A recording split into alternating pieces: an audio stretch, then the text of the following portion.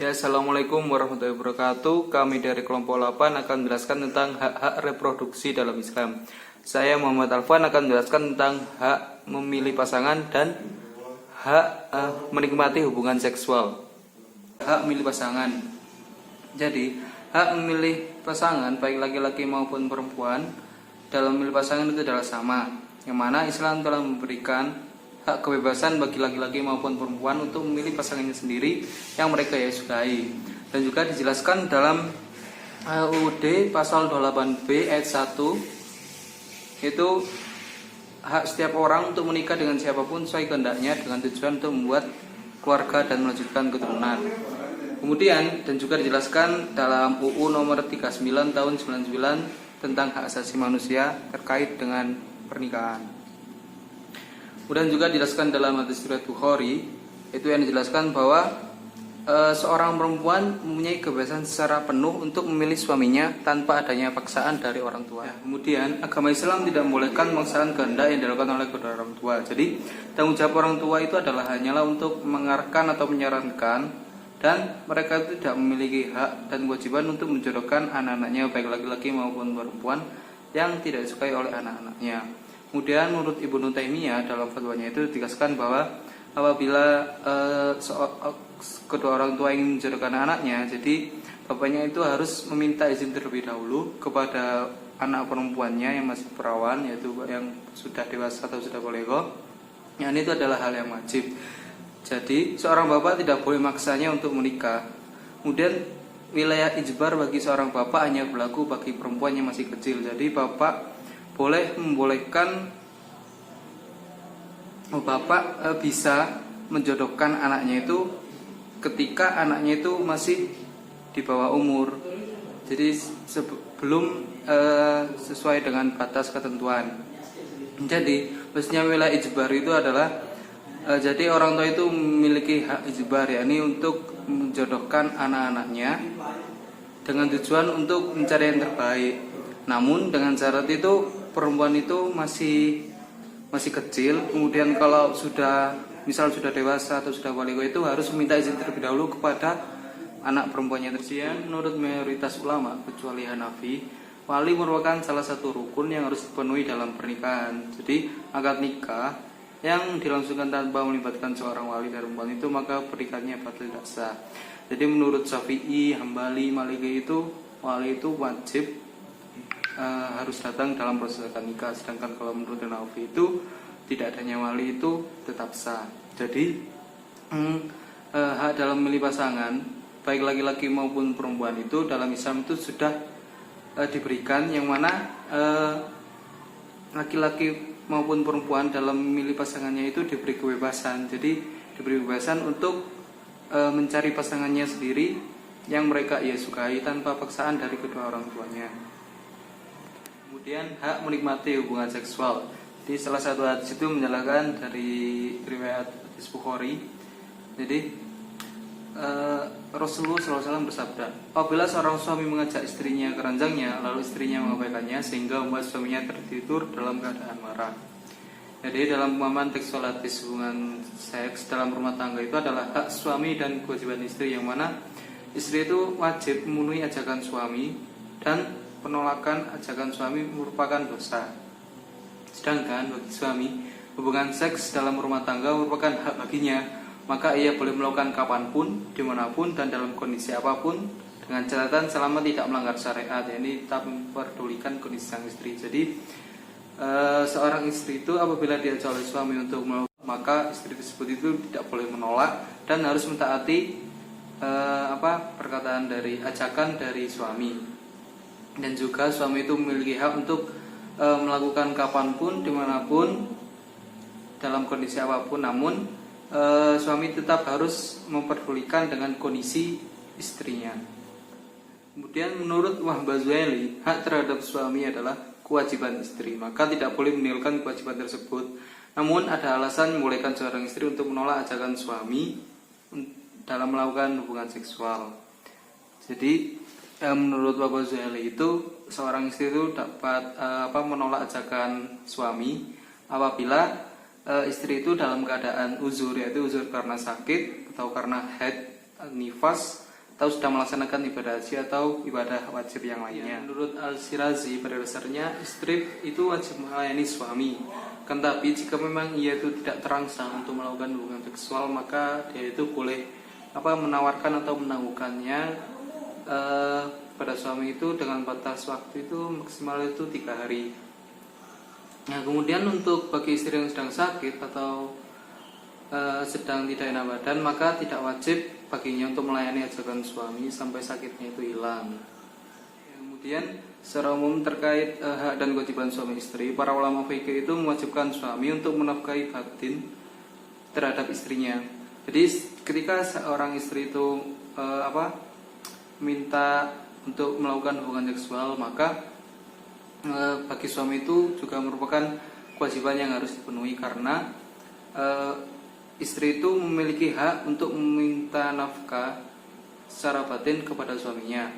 Kemudian para ulama madhab itu seperti menurut ulama Hanafiyah, apabila istri itu meminta nafkah secara batin, maka suami tersebut harus melakukan kewajibannya atau harus memenuhi permintaan dari istrinya. Kemudian kalau menurut ulama Malikiyah itu hubungan suami istri adalah kewajiban laki-laki terhadap perempuan yang wajib dipenuhi apabila tiada uzur. Jadi kewajiban seorang suami kepada istrinya yang harus dipenuhi apabila istri tersebut itu meminta untuk melakukan hubungan seksual.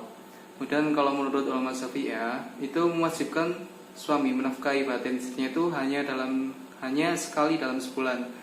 Sedangkan kalau ulama Hanabilah itu mewajibkan suami untuk menafkahi batin istrinya itu minimal itu 4 bulan sekali. Kemudian jadi Imam Madhab tidak mengaitkan hal ini dengan hadis penolakan istri terhadap ajakan suami, namun lebih kepada batasan waktu di mana suami harus melaksanakan kewajibannya. Kemudian ketika dihadapkan terhadap hadis tentang larangan istri yang menolak ajakan suami, maka para imam madhab itu berpendapat bahwa meskipun secara literal hadis tersebut itu ditujukan kepada istri bahwa tidak boleh menolak ajakan suami, itu pun juga berlaku untuk sebaliknya. Jadi suami juga tidak boleh menolak ajakan istri manakala istri ingin menginginkannya. Kemudian dalam berhubungan seksual bagi suami istri harus dipahami bahwa tidak ada unsur keterpaksaan di dalamnya, yang mana keduanya harus saling merasakan kenikmatan. Kemudian hubungan seksual antara suami istri merupakan hak dan kewajiban, yang mana hubungan seksual bagi suami istri itu adalah hak sehingga merupakan kenikmatan baginya, sekaligus juga merupakan kewajiban, yaitu kewajiban melayani dan menyenangkan.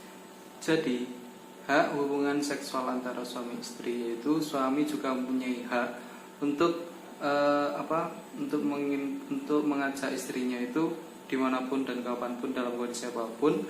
Dengan istri itu kewajibannya harus mentaati dan tidak boleh menolak dari ajakan suami. Begitupun sebaliknya, jika istri menginginkan untuk melakukan hubungan seksual, maka suami tidak boleh menolak atas ajakan istri itu dan tetap melakukan hubungan seksual yang diinginkan oleh istrinya.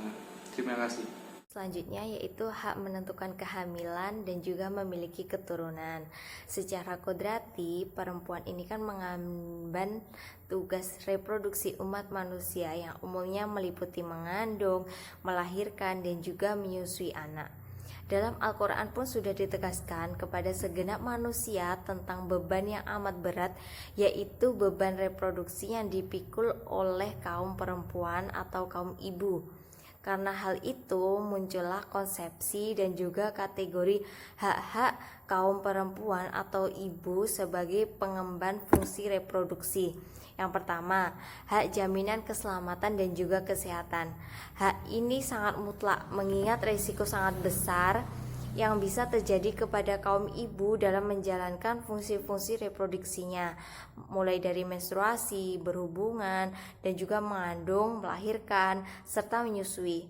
Yang kedua yaitu hak jaminan kesejahteraan, bukan saja selama proses-proses vital reproduksi yang berupa mengandung, melahirkan, ataupun menyusui berlangsung, melainkan juga di luar masa-masa itu dalam statusnya sebagai seorang istri dan juga ibu dari anak-anaknya. Yang Ketiga, yaitu hak ikut mengambil keputusan yang menyangkut dengan kepentingan perempuan, khususnya berkaitan dengan proses reproduksi. Karena begitu beratnya proses reproduksi yang harus dijalani atau ditanggung oleh seorang ibu, maka perlu diketahui siapakah yang berhak mengatur atau menentukan kehamilan. Dalam rangka hak-hak kesehatan reproduksi perempuan, seharusnya memang istrilah yang lebih berhak menentukan apakah dia mau hamil ataupun tidak. Dia mau punya anak berapa, atau bahkan dia mau memakai alat kontrasepsi apa yang tepat menurut dia. Berdasarkan pemaparan materi sebelumnya, bahwa tugas seorang perempuan dalam hal reproduksi ini sangat berat, maka sudah menjadi hal yang wajar apabila hak untuk mengatur atau menentukan kehamilan ini tuh dilakukan oleh seorang istri. Meskipun hak untuk mengatur atau menentukan kehamilan ini dimiliki oleh seorang istri pun harus tetap mengkomunikasikannya dengan suami, karena mengingat seorang suami itu kan adalah kepala keluarga. Jadi segala sesuatu itu masih berada di bawah naungannya suami. Begitu pula sebaliknya gitu, apabila seorang suami ingin sesuatu terhadap istrinya, contohnya ingin anak gitu, tapi istrinya ini tidak ingin memiliki anak, maka sang suami pun tidak boleh memaksakan kehendak dia, karena sang istri tuh nggak mau, itu hak dia buat mau atau nggak mau gitu. Jadi suami pun nggak berhak untuk meminta ini itu atau mengharuskan ini itu kepada istrinya. Selanjutnya yaitu hak menentukan kehamilan dan juga memiliki keturunan. Secara kodrati, perempuan ini kan mengemban tugas reproduksi umat manusia yang umumnya meliputi mengandung, melahirkan, dan juga menyusui anak.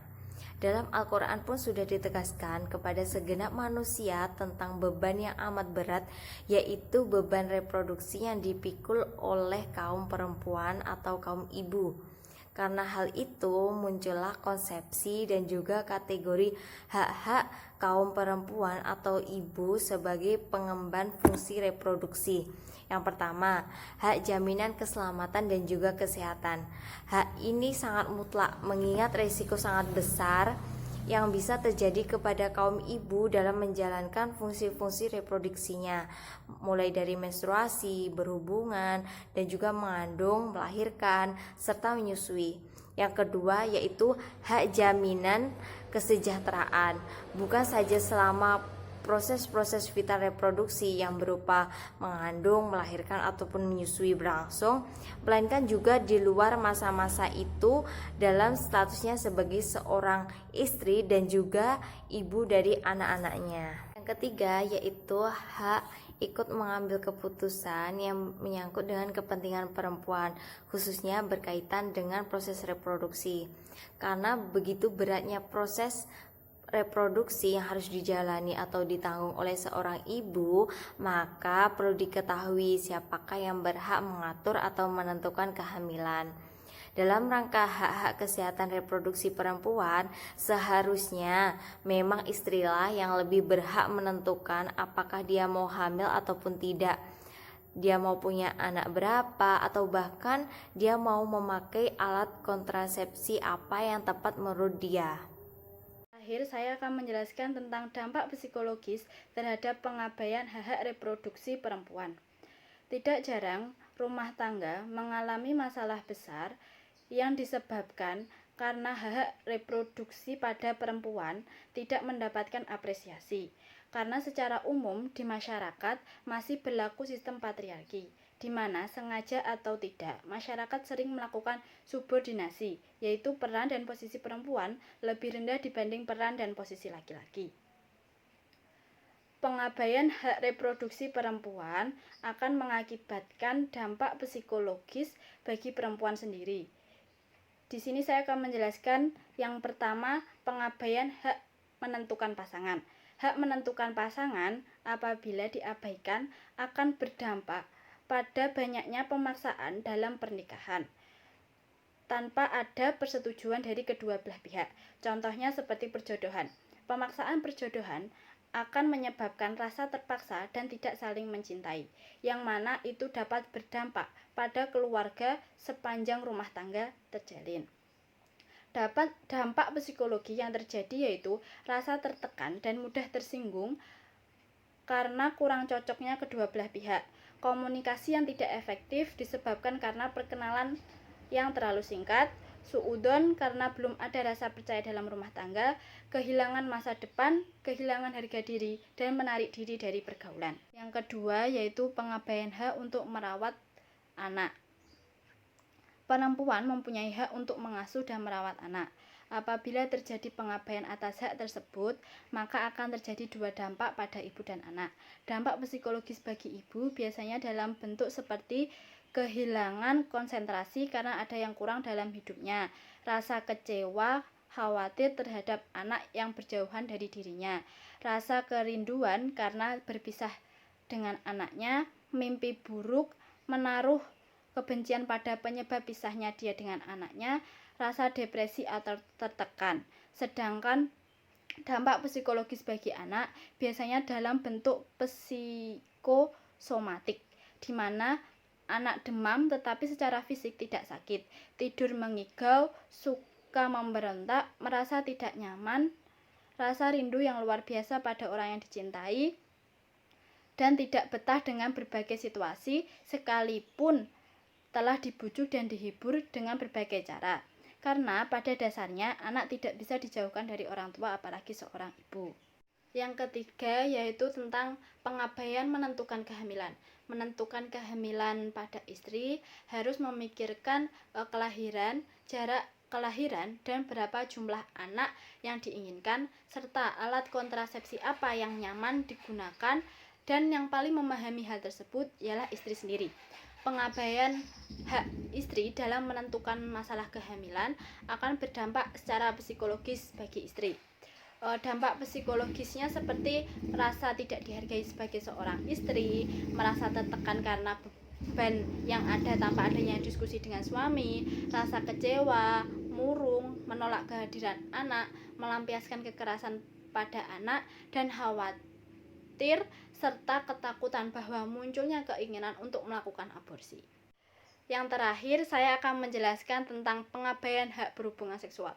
Pemaksaan hubungan seksual terhadap pasangan yang akan sering mengalami adalah perempuan, karena kesalahan dalam memahami hak dan kewajiban keduanya dalam membangun relasi seksual suami istri.